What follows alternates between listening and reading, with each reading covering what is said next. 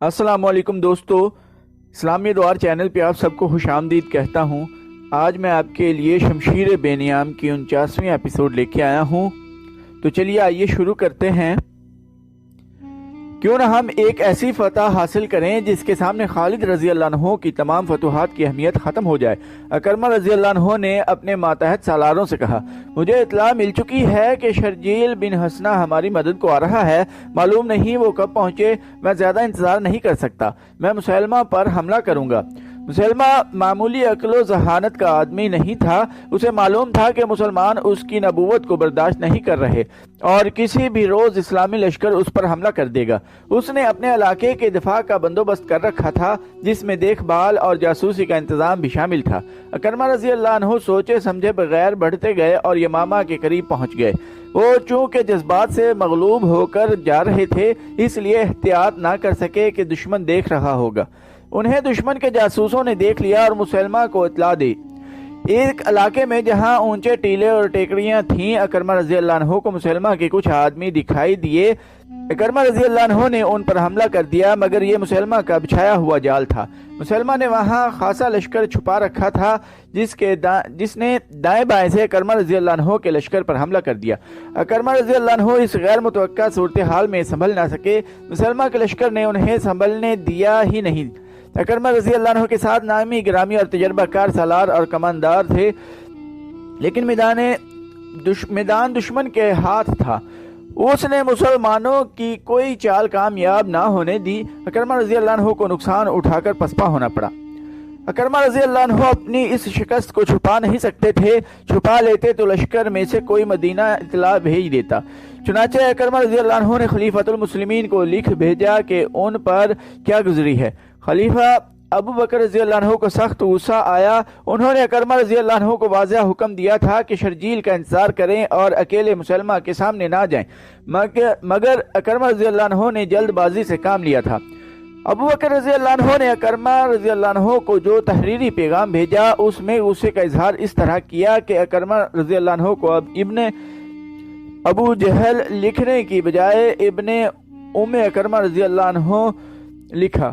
یہ عربوں میں رواج تھا کہ کسی کی توہین مقصود ہوتی تو اس کے باپ کے نام کے بجائے اسے اس کی ماں سے منسوب کرتے تھے۔ اس سے یہ ظاہر کیا جاتا تھا کہ تمہاری ولدیت مشکوک ہے، یا یہ کہ تم اپنے باپ کے بیٹے نہیں ہو۔ خلیفۃ المسلمین نے لکھا، اے ابن اکرمہ، میں تمہاری صورت دیکھنا نہیں چاہتا، میں یہ بھی نہیں چاہتا کہ مدینہ آؤ۔ تم آئے تو یہاں کے لوگوں میں مایوسی پھیلاؤ گے، مدینہ سے دور رہو۔ تم اب یمامہ کا علاقہ چھوڑ دو اور حذیفہ کے ساتھ جا ملو اور اہل امان سے لڑو۔ وہاں سے فارغ ہو کر ارفجہ کی مدد کے لیے مہرہ چلے جانا، اس کے بعد یمن جا کر مہاجرین ابن امیہ سے جا ملنا۔ جب تک تم سالاری کے معیار پر پورے نہیں اترتے، مجھے اپنی صورت نہ دکھانا، میں تم سے بات تک نہیں کروں گا۔ خلیفۃ المسلمین ابو بکر رضی اللہ عنہ نے شرجیل کو پیغام بھیجا کہ وہ جہاں ہیں وہیں رہیں، اور جب خالد رضی اللہ عنہ آئیں تو اپنا لشکر ان کے ساتھ کر کے خود ان کے ماتحت ہو جائیں۔ خالد رضی اللہ عنہ کو بتا دیا گیا تھا کہ شرجیل کا لشکر بھی انہیں مل رہا ہے۔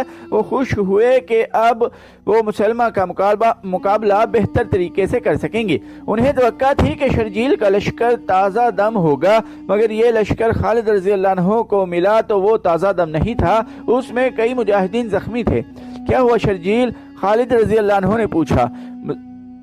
ندامت کے سوا میرے پاس کوئی جواب نہیں، شرجیل نے کہا، میں نے خلیفۃ المسلمین کی حکم عدولی کی ہے۔ میرے لیے حکم تھا کہ اکرمہ رضی اللہ عنہ کو مدد دوں، مگر میرے پہنچنے سے پہلے اکرمہ رضی اللہ عنہ مسلمہ کے لشکر سے ٹکر لے کر پسپا ہو چکا تھا۔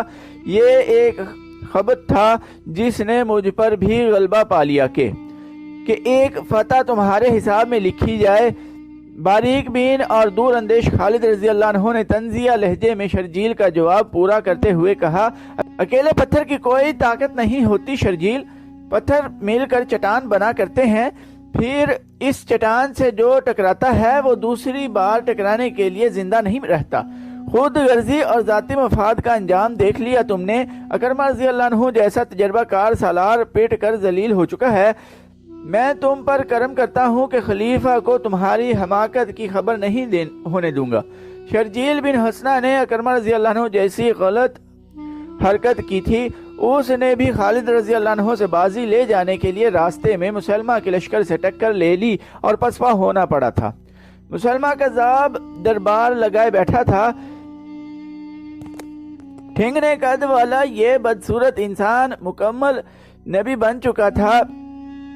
اس کا قبیلہ بنو حنیفہ تو اسے نبی مان ہی چکا تھا، اور دوسرے قبیلوں کے لوگ جوک در جوک اس کی بیعت کے لیے آتے اور اس کی ایک جھلک دیکھنے کو بےتاب رہتے تھے۔ لوگوں نے اس کی قوت اور کرامات دیکھ لی تھیں۔ اب اس کے پیروکاروں نے 2 معجزے اور دیکھ لیے تھے۔ انہوں نے مسلمانوں کے 2 نامور سالاروں کو ذرا سی دیر میں میدان سے بھگا دیا تھا۔ مذہبی اور نظریاتی لحاظ سے تو مسلمان ریشم کی طرح نرم تھے، لیکن میدان جنگ میں وہ فولاد سے زیادہ سخت اور بجلیوں کی طرح قہر بن جاتے تھے۔ جنگی لحاظ سے مسلمان دہشت بن گئے تھے۔ اکرمہ رضی اللہ عنہ اور شرجیل نے اپنی غلطی اور کچھ فہمی سے شکست کھائی تھی، لیکن بنو حنیفہ نے انہیں اپنے کذاب نبی کے معجزوں اور کرامات کے کھاتے میں لکھ دیا۔ وہ کہتے تھے کہ مسلمانوں کو مسلمہ کے سوا کون شکست دے سکتا ہے۔ نہار الرجال، مسلمہ نے اپنے پاس بیٹھے ہوئے اپنے دست راست نہار الرجال سے کہا، اب ہمیں مدینہ کی طرف کوچ کی تیاری کرنی چاہیے۔ مسلمانوں میں اب وہ دمخم نہیں رہا۔ پہلے بیان ہو چکا ہے کہ نہار الرجال بن انفوا وہ شخص تھا جس نے رسول کریم صلی اللہ علیہ وآلہ وسلم کے سائے میں بیٹھ کر قرآن پڑھا اور مذہب پر عبور حاصل کیا تھا، اور اسے مبلغ بنا کر مسلمہ کے علاقے میں بھیجا گیا تھا، مگر اس پر مسلمہ کا جادو چل گیا۔ اس نے مسلمہ کے نبوت کا پرچار شروع کر دیا۔ آیات قرآنی کو موڑ توڑ کر اس نے ان لوگوں کو بھی مسلمہ کا پیروکار بنا دیا جو اسلام قبول کر چکے تھے۔ مسلمہ نے اسے اپنا معتمد خاص بنا لیا تھا۔ یہ شراب اور نسوانی حسن کا جادو تھا۔ خود مسلمہ جس کی شکل و صورت مکروہ سی تھی اور قد مضحکہ خیز حد تک ٹھنگنا تھا، عورتوں میں زیادہ مقبول تھا۔ مورخ لکھتے ہیں کہ عورتوں کے لیے اس میں ایک مخصوص کشش تھی۔ سجاہ جیسی عورت جو کلوپترا کی طرح جنگی قوت لے کر مسلمہ کو تہ و تیغ کرنے آئی تھی، صرف ایک ملاقات میں اس کی بیوی بن گئی تھی۔ یہ مسلمہ کی جسمانی طاقت اور مقناطیسیت تھی۔ اب تو وہ بہت بڑی جنگی طاقت بن گیا تھا۔ اکرمہ رضی اللہ عنہ اور شرجیل کو پسپا کر کے اس کے اپنے اور اس کے لشکر کے حوصلے بڑھ گئے تھے۔ وہ اب مدینہ پر چڑھائی کی باتیں کر رہا تھا۔ وہ دربار میں بیٹھا نہار الرجال سے کہہ رہا تھا کہ مدینہ کی طرف کوچ کی تیاری کرنی چاہیے۔ نہار الرجال کچھ کہنے بھی نہ پایا تھا کہ مسلمہ کو اطلاع دی گئی کہ ایک جاسوس آیا ہے۔ مسلمہ نے اسے فوراً بلا لیا۔ مسلمانوں کا لشکر آ رہا ہے، جاسوس نے کہا۔ تعداد 10 اور 15,000 کے درمیان ہے۔ تم نے جب دیکھا یہ لشکر کہاں تھا؟ مسلمہ نے پوچھا۔ وادی حنیفہ سے کچھ دور تھا، جاسوس نے جواب دیا۔ اب اور آگے آ چکا ہوگا۔ ان بدبختوں کو موت وادی حنیفہ میں لے آتی ہے، مسلمہ نے رعونت سے کہا۔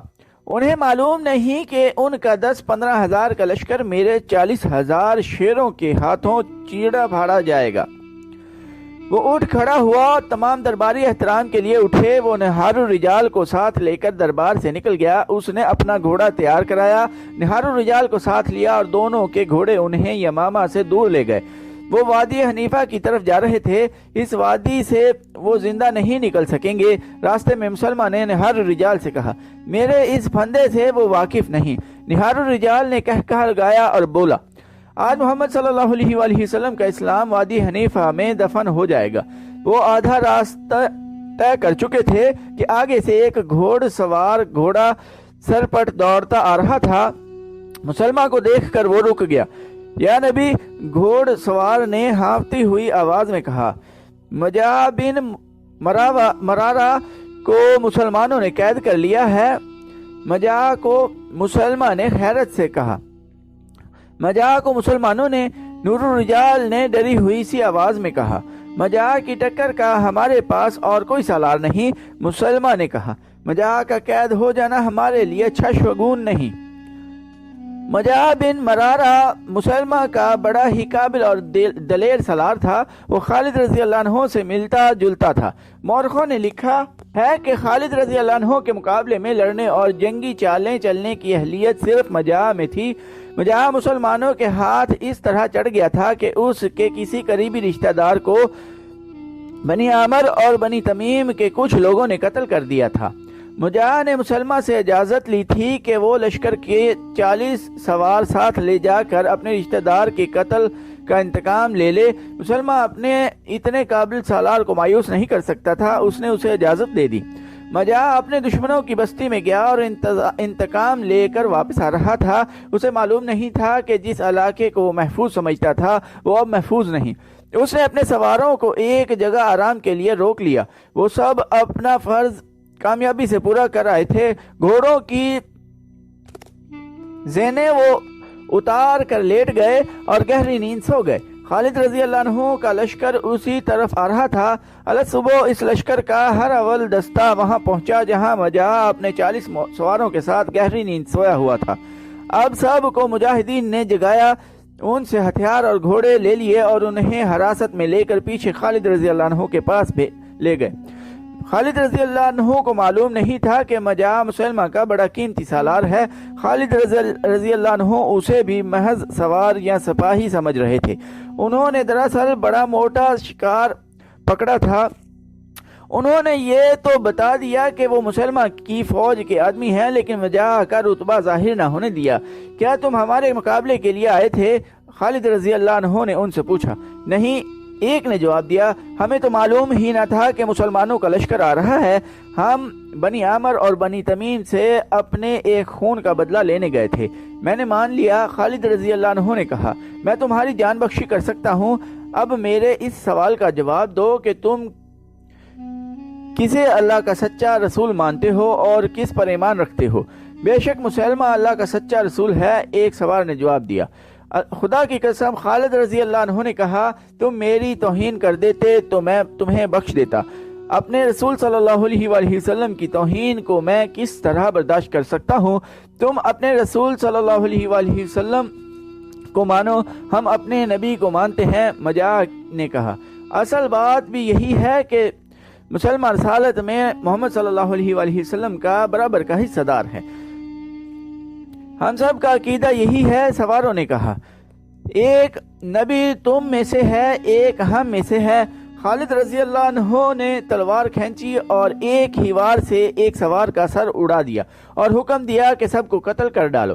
خالد رضی اللہ عنہ کے آدمی آگے بڑھے اور مجاہ کو پکڑ کر اس کا سر کاٹنے کے لیے جھکا دیا۔ اسے قتل کرنے والے کی تلوار ہوا میں بلند ہوئی۔